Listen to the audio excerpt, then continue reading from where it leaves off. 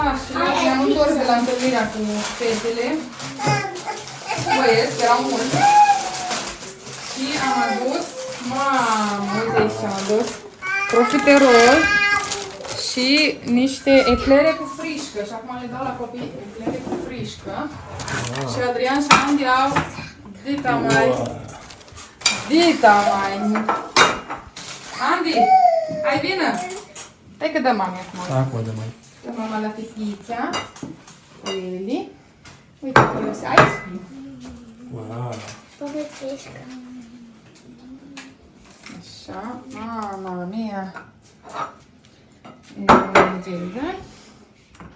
Și Emma. Neam, neam. Asta e sângulia, nu? Asta e gulia. Da, gulia. Vai, ce fain arată, că vreau și eu una să gust. Nu gust. Da, nu una să gust. Hai să, bravo. Ia vezi, peito.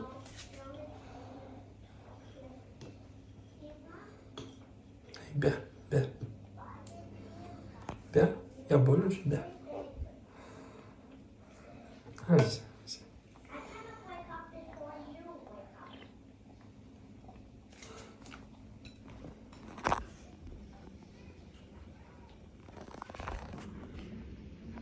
Nandos. Da.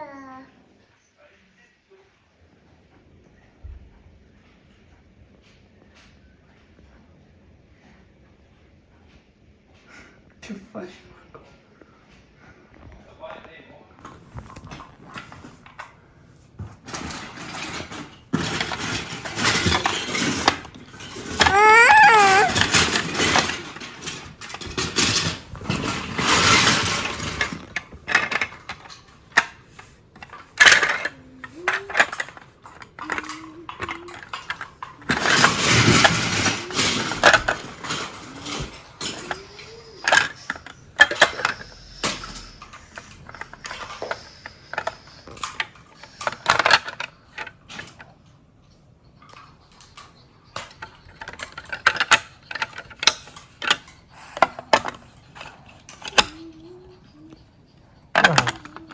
Bravo!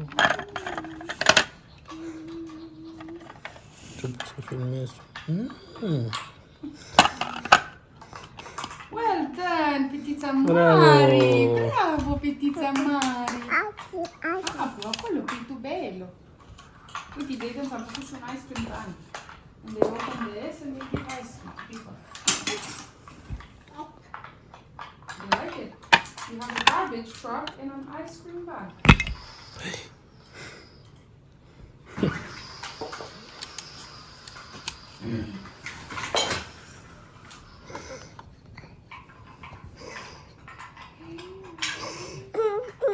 Bebe fa cinani. Bebe fai Sta facendo. Mama a făcut un garbage truck. Bine. I want to spray it on me. No. Dă-l pe Jaden. Ia lui Jaden ăla. Vezi, nu te dai în ochi, da? Gata, gata. Ia parfum. Miroși a șogan? Șugan, șugan. It smells like sugar. Now I got two types.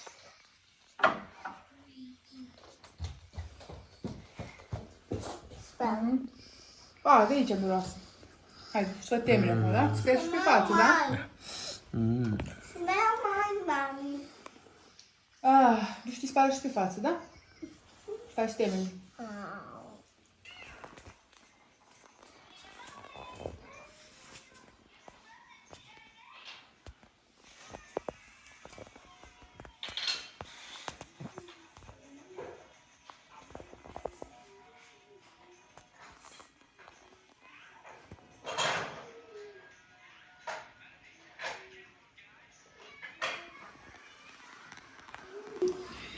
Bună, prieteni! Eu cred că continuăm aici ce am început să filmăm ieri, luni. Cred că am filmat foarte puțin ieri. Astăzi este marți 6 august și mă apuc să... Mommy, Da, Jaden? can you make the pasta with... Can you make the soup with pasta? Nu, dar nu fac supă acum. Mă apuc să fac mâncare, prieteni. Mă apuc să fac un sos de roșii cu crembuști și legume, așa. Și de seară am să fac niște pizza. Asta este planul meu. Deci înseamnă că am să pun acum să fac și sosul pentru pizza. Deja ca să fie răcit. Ca să vedem ce paste fac la masă. Am să fac niște pene, jumătate de kil, cam să mănânc și eu câteva doar. Mai pun o brânză pe lângă. Și de seară pizza și...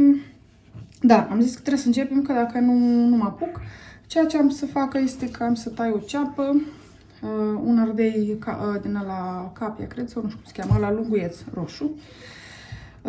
Vreo 3-4 crembuști, îi tai rondele, îi pun un pic la călit și apoi am să adaug sosul ăsta de la Barilla, că nu am sos simplu, dar le adaug pe acesta că ăsta n-are carne. Și am să fac sosul și între timp, după ce deja văd că sosul este la făcut, am să pun niște apă la fiert ca să fac pastele, să le fierb și după am să pun doar niște usturoi la călit, așa un picuț, într-o altă tigăiță și am să adaug un sos de roșii, tot de la Barilla, un sos daterini se cheamă, din niște roșii micuțe foarte dulci. Ca să fie pentru de seară, deja pregătit sosul și mai pe la ora 3, de fapt pe la ora 4, cred că am să frământ aluatul de pizza ca să îl dau timp să crească și probabil am să fac și un live pe YouTube azi. Așa că cei care vedeți vlogul ăsta a doua zi, să știți că am făcut un live cu ziua înainte. Eu nu v-am aranjat, n-am făcut nimic azi, am fost obosită, m-am trezit un pic mai târziu. Dar am zis că mă apuc aici cu voi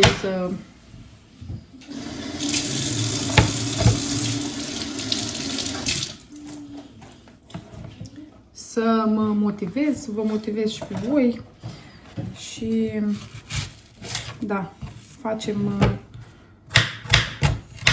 ce avem de făcut. Bun.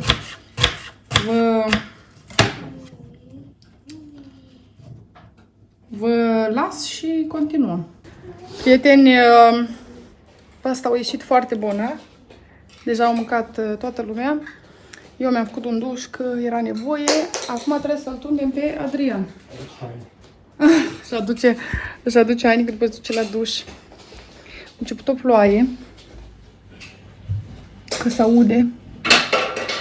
Stați că vă arăt și vouă. Plouă. Și bate vântul. Aici e spatele grădinii noastre. Da. Dar plouă cu picuri foarte mari. Ceea ce e ok pentru că nu mai ploua de mult și chiar pământul era cam uscat. Da, hai că mă apuc să-l tun pe Adrian, apoi pe Andy și vă arăt cum arată acum după freșuiți. Și bun, ar mai fi mers să mai crească. Ăsta e altul.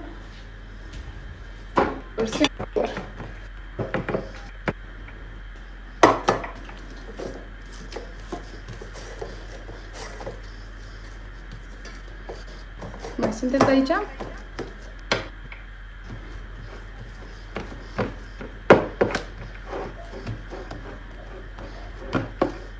Pentru că la ea suntem, nu toți, dar majoritatea.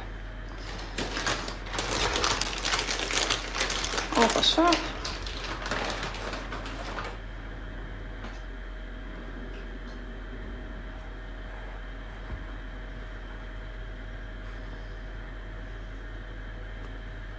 Hop, așa.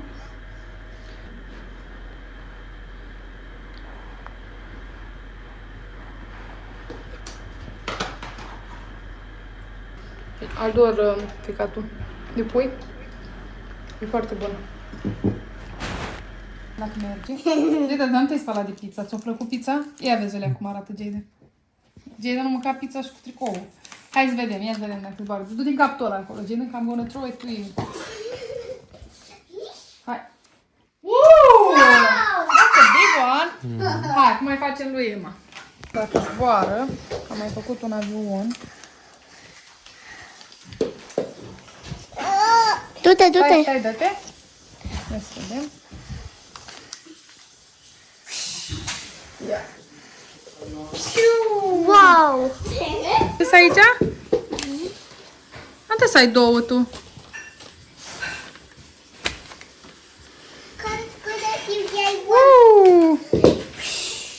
Wow, lui Jayden is very nice. Care pot să fac eu? Bravo! Se uită lumea. Mami. Dai lui mami. Uite-l țin aici. Și uite eu. Ăla e mai greu. Ăla lui Jayden e foarte... Jayden, n-am vrut în jos, că îl strici. Thank you, Eli. Dai, nu le-ai stricat tu. M-am chinuit și am făcut 4 până acum, nu mi-am stricat 3. Yes, bebelușul. Mami. Yes, am deja unul, bebelușul. Are mama deja unul. Mami. Mine just goes. Bravo! Mami, I did it. Uite a mine. Și uitați-vă Bravo! la mea. Oh, uitați-vă. Mai uitați-vă. Bravo! Acum mai uitați-vă. Bravo! Mai uitați-vă, uitați. Și Piu, uitați-vă bravo. la mine. Hai! Mami. Bravo, Jayden! Da, Elisuca? Se taxa tău? Asta ți l-a făcut Andy. Dar Andy l-a făcut invers. De aia. Piu, merge rapid, dar lui Andy e foarte rapid. Turning that. Pentru că îl ții greșit, dă încoace. It's wrong. This way. Other way. Mami. Mi-e bani. It's other way. Mami. Mami. Mi-e bani. Așa. Piu!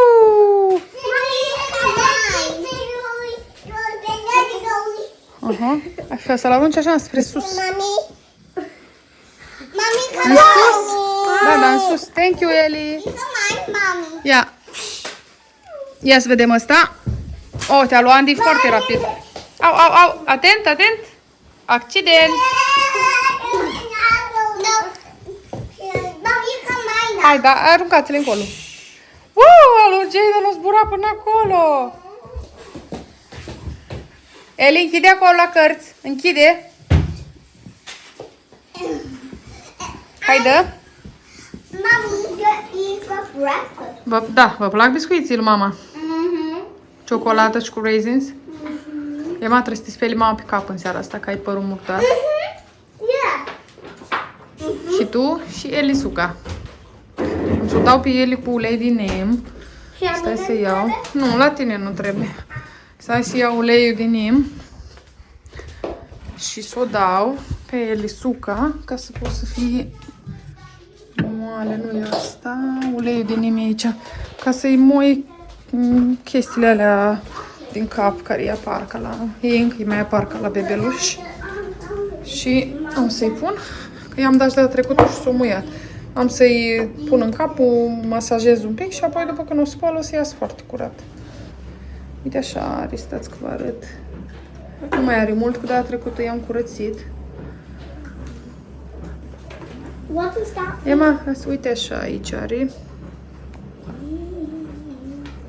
Uite așa. Dă-te, Emma. Așa, mai uscat pe aici și eu o dau cu aia, ca să nu-i radio așa cu doare. Îi dau cu ulei din nem, îi masez un pic și după când o spăl, numai bine e ok. Da? Și Jayden a avut mult. Face mama așa? Nu, mai Jayden nu mai are, că Jayden e mare. Avea și el când era mic. Hai că o dau acum și după aia o să-i ducem la spălat.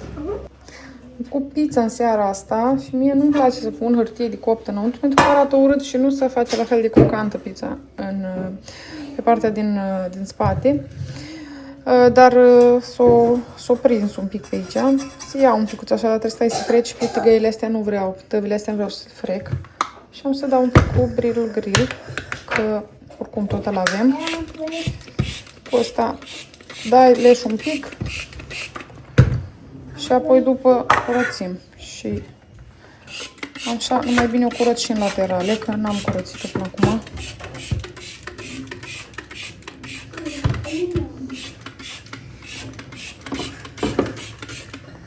Și o las acolo să se moaie așa un pic cu grill-ul și apoi după am să dau cu buretele și am să iau totul.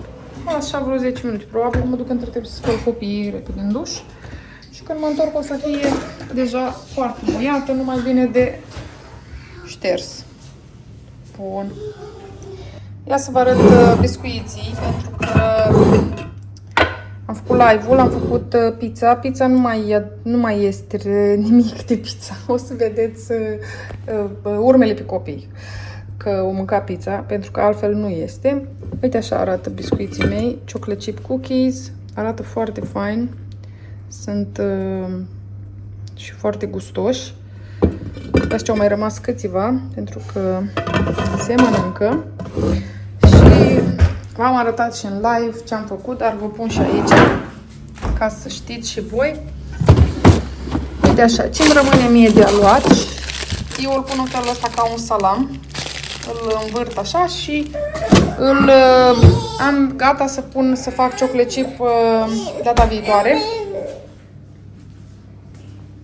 Ca să nu fie greu. Și data viitoare când să fac cumpărăturile, am să iau mai mult unt și ce-mi trebuie și am să am așa pentru toată săptămâna să le mai fac câteva biscuiți.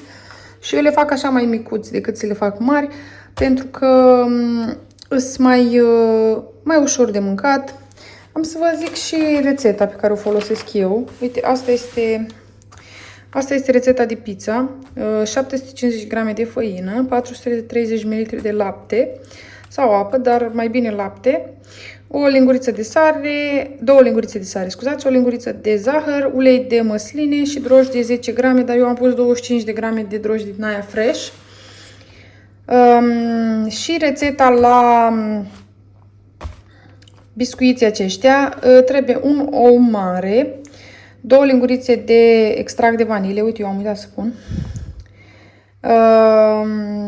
jumătate de linguriță de bicarbonat, un sfert de linguriță de sare, 225 de grame de făină, 200 de grame de chocolate chip din aia, dar știți că eu am pus 100 și am mai pus și o mână așa de stafide, 150 grame de unt, 80 grame de zahăr din acela brun și 80 grame de zahăr normal. Dar eu am pus doar din ăla brun, sincer, pentru că iese bine așa. Trebuie să amestecați zahărul cu untul până când iese ca o cremă, așa, consistență.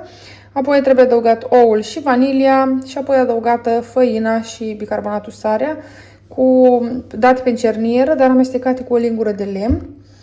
Și astfel aveți acela luat. Teoretic, după trebuie pus un pic la frigider ca să se întărească un pic.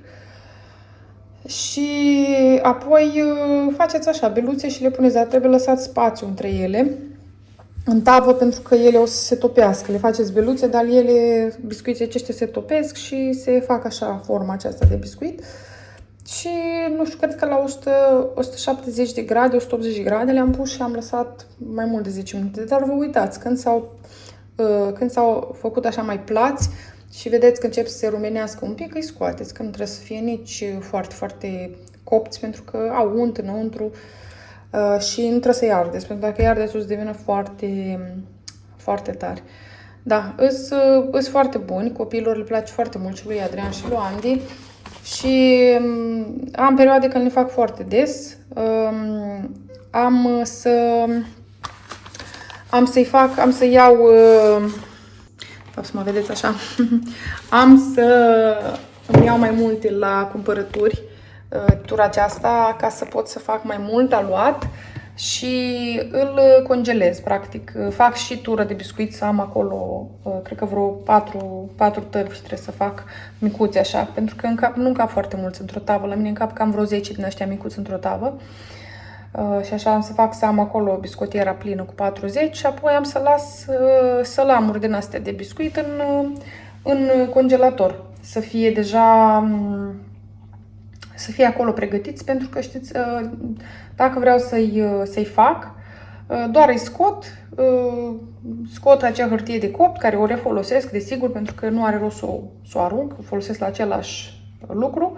Și tai felic cuțitul, să fie cât de cât așa, 1 cm grosimea, și le pun în tavă și le bag în cuptorul încălzit deja și am făcut biscuiții, dar este mult mai rapid decât nu trebuie să mai stai să mai faci acela luat și este mult mai ușor de manevrat și de tăiat pentru că nu va trebui să... da, e înghețat și este ușor de lucrat cu el, pur și simplu. Da, asta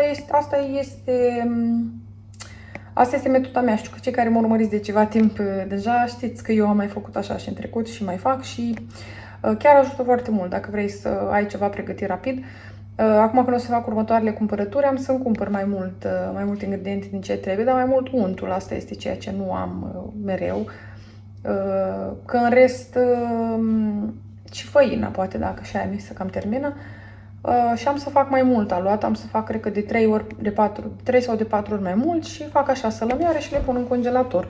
Îmi ocup un pic de loc în congelator, dar nu e exagerat și oricum le iau, nu fac pentru o lună întreagă, îmi fac pentru o săptămână, așa să zicem, să pot să le scot, să le dau și e ceva bun. Eu cred că o să închid aici vlogul, am să vă mulțumesc că ne-ați urmărit. Dacă n-ați văzut live-ul de ieri, mergeți și-l vedeți și sper că v-a plăcut rețeta aceasta, sper că v-a plăcut să mai petreceți așa timp cu noi. Ați văzut că mai avem și noi timp diferit cu copiii, ne mai jucăm cu avioanele. Chestia cu avioanele chiar a fost foarte plăcută. Eu am niște foi din acestea care au instrucțiuni pe ele, deja pe spate și pe partea cealaltă au desen, au o culoare, un desen și nu mai știu de unde le-am, dar cred că se găsește pe Amazon, se găsește pe alte părți de cumpărat. Eu le-am primit, cred. Și uite așa, câteodată poți să faci un joc cu copiii seara cu avioane sau altădată cu dublu. Încercăm și noi să facem chestii diferite pentru că câteodată la amiază nu poți să ieși chiar afară pentru că e foarte cald. Putem să ieșim seara și dimineața. Și atunci trebuie să le mai dai chestii de făcut. Și chiar dacă ieși, până la urmă se plictisesc dacă stai așa cu ei în grădină. Așa că, da, asta este o metodă. Bun, vă îmbrățișez și ne vedem în vlogul următor. Pa, prieteni!